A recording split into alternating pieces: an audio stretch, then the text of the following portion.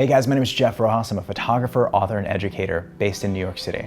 I know that a lot of you are learning studio lighting for the first time, and I want to give you guys the 5 primary patterns that you should be employing in order to learn studio lighting. Now, a pattern of light is where that light's being positioned compared to your subject and the shadows that it makes in the image.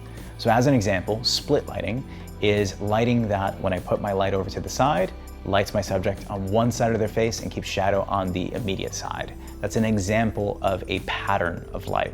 So what I want to do is walk you through the 5 basic patterns of light in order to learn how to maximize your time on set as a studio lighting photographer. So let's go through each of those in depth in a very short amount of time. So the first pattern of light that I'll go ahead and mention is flat light. Flat light, just like it sounds, is a very flat form of light. There isn't a ton of shadows in this image. As you can see, there's no shadows under the nose, there's no shadows under the eyes. It's a very direct form of light. For you to receive or produce flat light, the light needs to be directly at your subject, 0 degrees at them. So light's facing them, directly at their face, and it's washing out any shadows that you would see. Very simple form of light.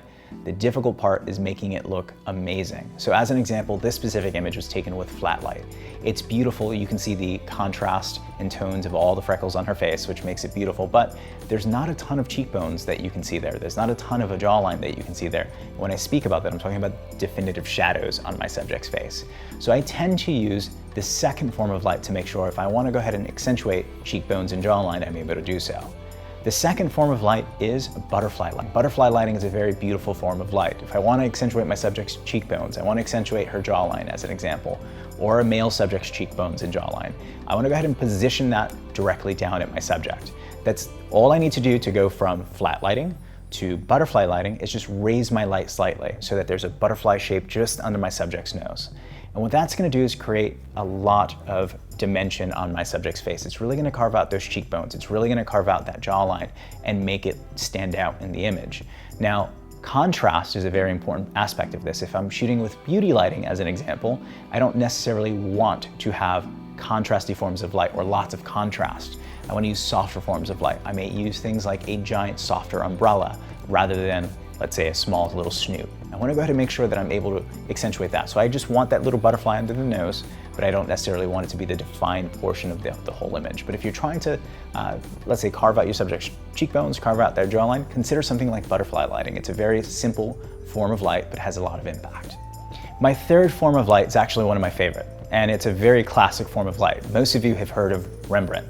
Rembrandt lighting is when I have a small triangle just under my subject's eye, either left side or right side, depending on where you're photographing.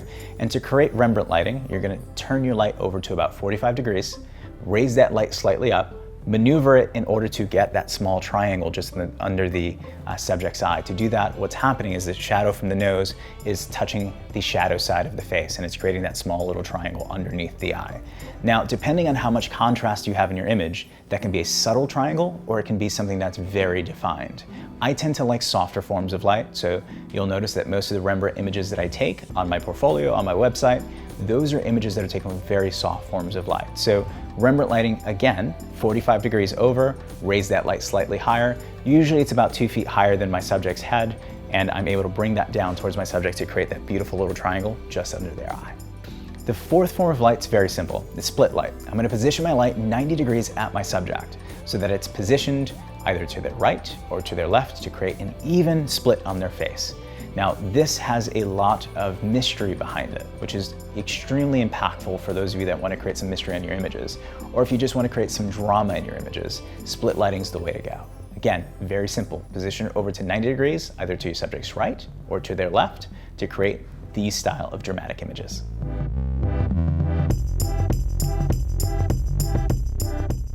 My last form of lighting is loop lighting. Loop lighting is very, very simple. Ultimately, what you want to do is position your light so that there's a small little shadow just under my subject's nose. It's a small little loop just under my subject's nose. And what that does, it creates a very natural form and feel for lighting. Now, again, just like all the other patterns of light, the contrast does not affect the fact that it is loop lighting. I can have a much softer form of contrast with softer light sources and just make sure that I have a small little graduated loop just under my subject's nose. It doesn't have to be a well-defined loop. ultimately the position of light is what matters most here, not the quality of light. That's for a separate video altogether, but I want to give you guys the different directions of light that create specific patterns for you guys to start creating images in a studio environment. Those are 5 patterns of light that you can be creating in your studio starting today. I hope that's short, sweet, and to the point. If you guys enjoyed this video, please be sure to share it with your friends. Also to subscribe to this channel. I'll be creating a lot more content in the next couple of days. Thank you guys for watching. Have an amazing day.